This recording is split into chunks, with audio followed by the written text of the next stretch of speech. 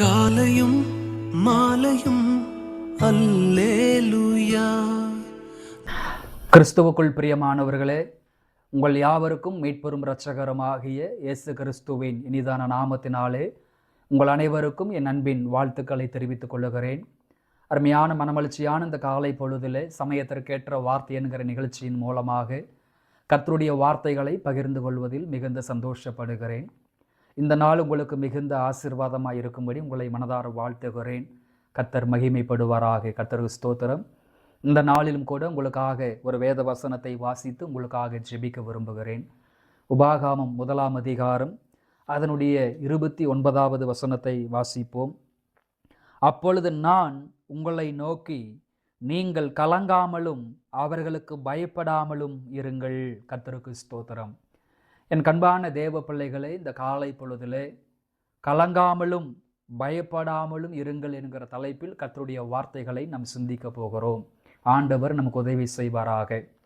இந்த உபாகமம் 1 அதிகாரம் 29 வசனத்தினுடைய பின்னணியத்தை குறித்து நாம் சிந்தித்து பார்ப்போமானால், இஸ்ரவேல் ஜனங்களை ஆண்டவர் எகிப்திலிருந்து கானானுக்கு வழிநடத்தி கொண்டு வரும்பொழுது அவர்களை கானான் தேசத்தின் எல்லை பகுதியான காதேஸ் பர்னேயாவுக்கு அருகாமையிலே தேவன் அவர்களை கொண்டு வருகிறார்.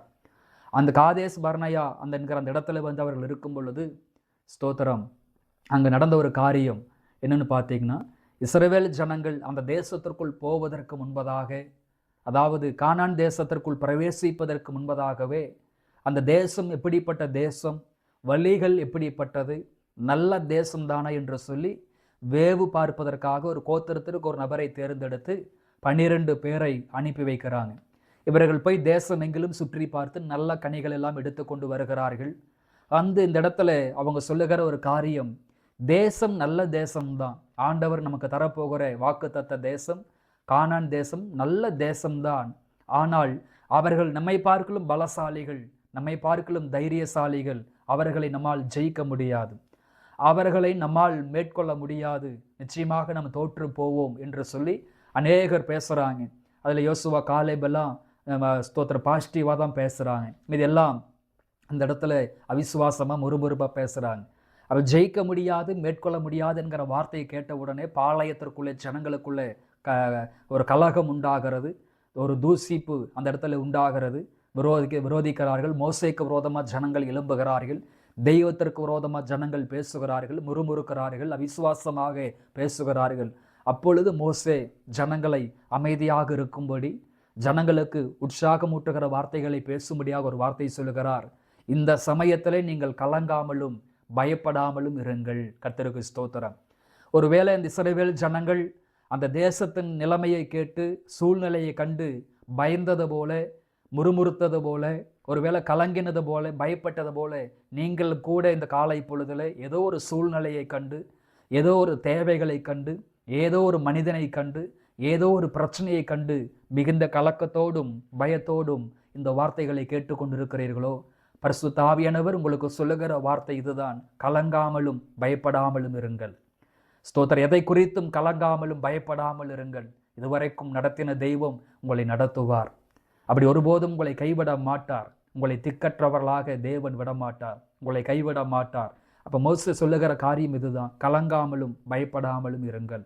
ஏன் கலங்காமலும் பயப்படாமல் இருக்க வேண்டும் என்று சொல்லி ஒரு 3 காரியத்தை மாத்திரம் உங்களுக்காக சொல்லி நான் ஜெபிக்க விரும்புகிறேன். ஏன் கலங்காமலும் பயப்படாமலும் இருக்க வேண்டும்? உபாகமம் 1:30 வாசிக்கும் பொழுது அடுத்ததாக மோசே சொல்லுகிறார், உங்களுக்கு முன் செல்லும் உங்கள் தேவனாகிய கர்த்தர் தாமே எகிப்தில் உங்களோடு இருந்து உங்கள் கண்களுக்கு முன்பாக செய்த எல்லாவற்றை போலவும் வனாந்தரத்தில் செய்து வந்தது போலவும் உங்களுக்காக யுத்தம் பண்ணுவார். கர்த்தருக்கு ஸ்தோத்திரம். அப்போ கலங்காமலும் பயப்படாமலும் இருங்கள் என்று மோசே ஏன் சொன்னார் என்று பார்க்கும் பொழுது, யுத்தம் கர்த்தருடையது, கர்த்தர் உங்களுக்காக யுத்தம் பண்ணுவார், ஆதலால் நீங்கள் கலங்காமலும் பயப்படாமலும் இருங்கள் என்கிற வார்த்தையை வாசிக்கிறோம். அப்போ நீங்களும் நானும் ஆராதிக்கிற தெய்வம் முன் செல்லுகிற தெய்வமாய் இருக்கிறார். இஸ்ரவேல் மக்கள் கானான் தேசத்திற்கு போகின்ற வழியில் இருக்கக்கூடியவர்கள் பலசாலிகள், தைரியசாலிகள், அவர்களை மேற்கொள்ள முடியாது என்கிற அவதூறு செய்திகளை கேட்டு இவர்கள் முறுமுறுக்கிறார்கள், அவிசுவாசமாய் பேசுகிறார்கள், பயப்படுகிறார்கள், கலங்குகிறார்கள். ஆனால் இவர்கள் ஒரு காரியத்தை புரிந்து கொள்ள வேண்டும். அடிமை தேசத்தில் இவர்கள் வாழ்ந்த பொழுது பார்வோனை வாதைகளாலும் தண்டனைகளாலும் ஸ்தோத்திரம் யுத்தங்களை நடப்பித்த தெய்வம் ஒருவர் உண்டு. செங்கடலை இரண்டாக பிளந்த ஒரு தெய்வம் உண்டு. யோர்தானை இரண்டாக பிளந்த ஒரு தெய்வம் உண்டு. எரிகோவை தகர்த்த ஒரு தெய்வம் உண்டு. இம்மட்டும் நடத்தினவர் இனிமேலும் நடத்துவார். இதுவரைக்கும் யுத்தங்களை செய்தவர் இனிமேலும் யுத்தங்களை செய்வார் என்கிற ஒரு விசுவாசம் அவர்களுக்குள் இல்லாமல் போய்விட்டது. என் அன்பான தேவ ஜனமே, ஏன் கலங்காமல் பயப்படாமல் இருக்க வேண்டும் என்று சொன்னால், சத்துருக்களை பார்த்து மனிதர்களை பார்த்து ஏன் கலங்காமல் பயப்படாமல் இருக்க வேண்டும் என்று சொன்னால், நீங்களும் நானும் ஆராதிக்கிற தெய்வம் நமக்காக யுத்தங்களை நடப்பிக்கிற தெய்வம், நமக்காக வழக்காடுகிற தெய்வம், நமக்காக அவர் நீதியை செய்கிற தெய்வமாய் இருக்கிறார். யாத்திரைகாமம் 14 வாசிக்கிறோம், கர்த்தர் உங்களுக்காக யுத்தம் பண்ணுவார், நீங்கள் சும்மா இருப்பீர்கள். 2 நாளாகாமம் 20:15 வாசிக்கிறோம், யுத்தம் உங்களுடையதல்ல கர்த்தருடையது என்கிற வார்த்தையை வாசிக்கிறோம். அன்பானவர்களே, ஏதோ ஒரு மனிதனை குறித்து, சில சத்துருக்களை குறித்து, சில சூழ்நிலைகளை குறித்து நீங்கள் கலங்கி பயந்து இந்த வார்த்தைகளை கேட்டுக்கொண்டிருக்கிறீர்களா? ஆண்டவர் இந்த பகல் வேளை உங்களோடு தெளிவாக பேசுகிறார். எந்த மனிதனை கண்டும், எந்த சூழ்நிலைகளை கண்டும், எந்த காரியங்களை கண்டும் நீங்கள் பயப்பட வேண்டாம், கலங்க வேண்டாம். யுத்தம் கர்த்தருடையதாய் இருக்கிறது. கர்த்தர் உங்களுக்காக யுத்தம் செய்வார். கர்த்தர் உங்களுக்காக நீதியை செய்வார். அவர் யுத்தம் செய்கிற தேவனாய் இருக்கிறபடியால் கலங்காமலும் பயப்படாமலும் இருங்கள். கர்த்தருக்கு ஸ்தோத்திரம். இரண்டாவதாக, ஏன் கலங்காமலும் பயப்படாமல் இருக்க வேண்டும்? அடுத்தது 36வது வசனத்தை வாசிக்கும் பொழுது, ஒரு மனிதன் தன் பிள்ளையை சுமந்து கொண்டு போவது போல நீங்கள் இவ்விடத்திற்கு வருகிற வரைக்கும் நடந்து வந்த வழிகள் எல்லாவற்றிலும் உங்கள் தேவனாகிய கர்த்தர் உங்களை சுமந்து கொண்டு வந்ததை கண்டீர்களே. கர்த்தருக்கு ஸ்தோத்திரம். இரண்டாவதாக, ஒரு தகப்பனை போல அவரை சுமப்பார். ஏன் நீங்கள் கலங்காமலும் பயப்படாமலும் இருக்க வேண்டும் என்று சொன்னால், நாம் ஆராதிக்கிற தெய்வம் ஒரு பிள்ளையை தகப்பன் சுமப்பது போல அவர் நம்மை சுமக்கிற தேவனாய் இருக்கிறார். இஸ்ரவேல் மக்கள் எகிப்திலிருந்து கானானுக்கு புறப்பட்டு வருகிற பொழுது அந்த 40 வருடங்களும் ஒரு தகப்பன் தன் பிள்ளையை சுமப்பது போல 40 வருடமும் தேவன் அவர்களை நடத்தி வந்தார். கீழ்ப்படியாமை இருந்தது, அவர்களுக்குள்ளே முறுமுறுப்புகள் இருந்தது, அவர்களுக்குள்ளே அவிசுவாசம் இருந்தது, தேவனை கோபப்படுத்தினார்கள். எல்லாம் செய்தாலும் கூட வேண்டிய ஆகாரத்தை கொடுத்து, பொருளாதாரத்தை கொடுத்து, யுத்தங்களிலே வெற்றியை கொடுத்து, ஜெயத்தை கொடுத்து, கண்மணி போல பாதுகாத்து 40 வருடம் அளவும் ஒரு தகப்பன் தன் பிள்ளையை சுமப்பது போல அவர் சுமந்து வந்தார். அப்ப இதுவரைக்கும் ஒரு தகப்பனை போல உங்களை சுமந்து வந்திருக்கிறார். இனிமேலும் உங்களை சுமந்து செல்வார்.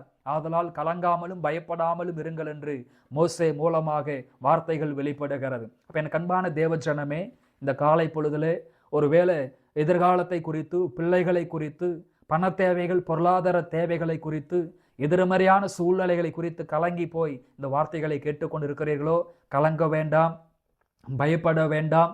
ஒரு தகப்பன் ஒரு பிள்ளையை சுமப்பது போல சுமக்கிற தெய்வம் உங்களோடு இருக்கிறார். இதுவரைக்கும் நடத்தினவர் இனிமேலும் உங்களை நடத்துவார்.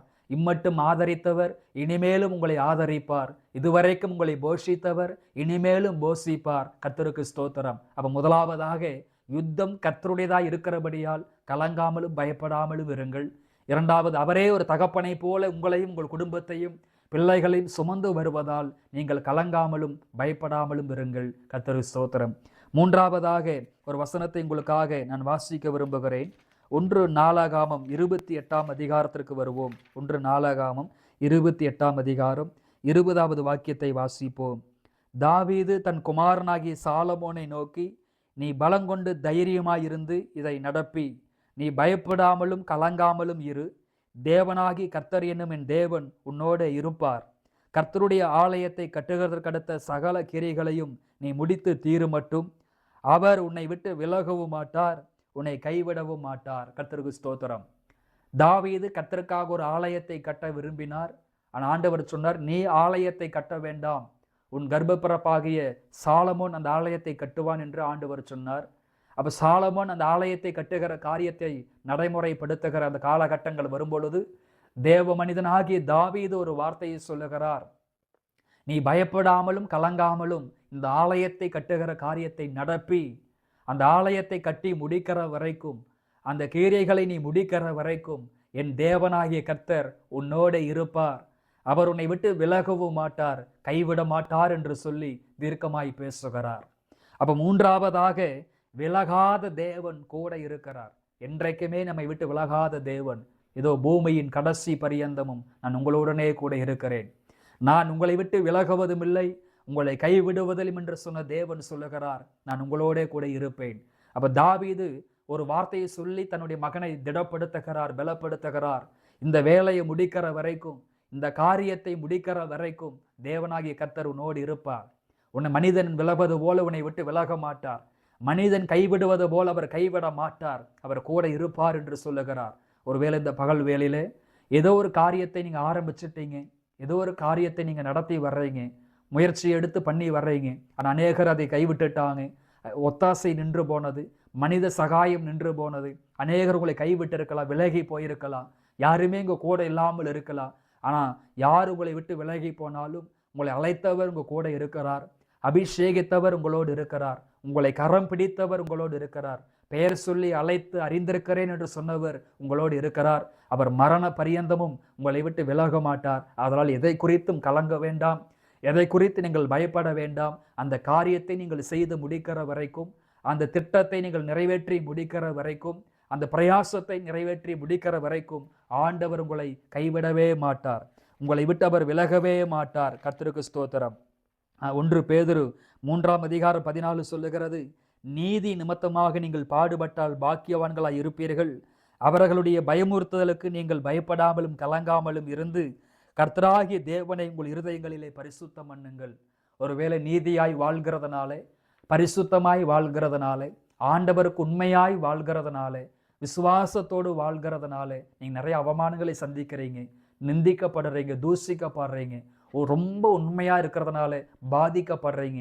ஆனால் அதை குறித்து பயப்பட வேண்டாம், கலங்க வேண்டாம். உங்கள் தேவனாகிய கர்த்தரை இருதயத்துல பரிசுத்தம் பண்ணுங்க. வேதம் சொல்லுகிறது, இதோ அவனவனுக்கு உண்டான பலன் என்னோட கூட வருகிறது. கர்த்தருக்கு ஸ்தோத்திரம்.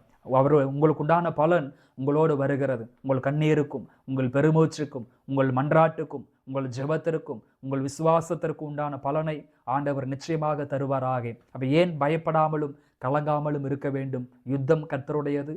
அவரே தகப்பனை போல் நம்மை சுமக்கிறவர். 3வது, என்றைக்கும் விலகாத தேவன் நம்மோடு இருக்கிறபடியால் பயப்பட வேண்டாம், கலங்க வேண்டாம். இந்த வாரத்தின் ஒவ்வொரு நாட்களும் உங்களுக்கு ஆசீர்வாதத்தின் நாட்களாக, சமாதானத்தின் நாட்களாக இருக்கும்படி மனதார வாழ்த்துகிறேன். ஜெபிப்போம். அன்பின் பரலோக பிதாவே, ஆசீர்வாதமான இந்த காலை பொழுதற்காக உமக்கு நன்றி அப்பா. இந்த வார்த்தைகளை தூரத்திலும் சமீபத்தில் இருந்து கேட்டுக்கொண்டிருக்கிற ஒவ்வொரு பிள்ளைகளையும் அன்றே நான் மனதார பிள்ளைகளுக்காக ஜெபிக்கிறேன். இவர்களை ஆசீர்வதிங்க. இந்த வாரம் முழுவதும் இந்த பிள்ளைகள் கையிட்டு செய்கிற வேலைகளை, அப்பா, பிரயாசங்களை, வியாபாரங்களை கர்த்தாவை ஆசீர்வதியும். இந்த வாரம் முழுவதும் இவங்களை ஏறெடுக்கிற எல்லா பிரயாணங்களையும், பயணங்களையும் தேவன் ஆசீர்வாதமாய், அனுகூலமாய் மாற்றி தாரும். ஆபத்துக்கள், விபத்துக்கள், நாச மோஷங்களுக்கெல்லாம் விலக்கி காத்தருளும். தேர்வெழுதுகிற ஒவ்வொரு பிள்ளைகளையும் ஆசீர்வதியும். அதற்கேற்ற ஞானத்தையும், அறிவையும், புத்தியையும், விவேகத்தையும் தரும்படி நான் மனதார ஜெபிக்கிற ஆண்டவரே.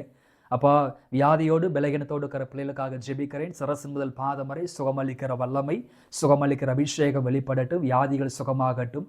பிசாசின் பிடிகளில் இருக்கிற பிள்ளைகளை விடுதலையாக்கும். பொருளாதாரத்தில் கட்டப்பட்ட நிலைமையில் இருக்கிற பிள்ளைகளை விடுதலையாக்கும். ஆண்டவரே, ஊழியங்கள் ஆசீர்வதிக்கப்படட்டும். பிள்ளைகளுடைய எதிர்காலங்கள் ஆசீர்வதிக்கப்படட்டும். திருமண தடைகள் மாறட்டும். கடன்களை அடைக்க கர்த்தாவே உதவி செய்யும். எதிர்மறையான சூழ்நிலைகள் எல்லாம் தேவன் அனுகூலமாக்கி தாரும். இருதயத்திலும் சிந்தையிலும் யாரெல்லாம் பயந்து கலங்கி நிற்கிறார்களோ அவர்களை மனதளவில், சிந்தையளவில் அவர்களை தைரியப்படுத்தும், திடப்படுத்தும், பலப்படுத்தும், பொறுப்படுத்திக் கொள்ளும், ஆளுகை செய்யும். இந்த வாரத்தின் ஒவ்வொரு நாட்களும் ஆசீர்வாதமாய் இருக்கட்டும். இயேசுவின் நாமத்தில் பிதாவே, ஆமேன். கிறிஸ்துவுக்குள் பிரியமானவர்களே, இந்த வார்த்தைகளின் அடிப்படையிலே ஆண்டவர் உங்களை ஆசீர்வதிப்பாராக. God bless you.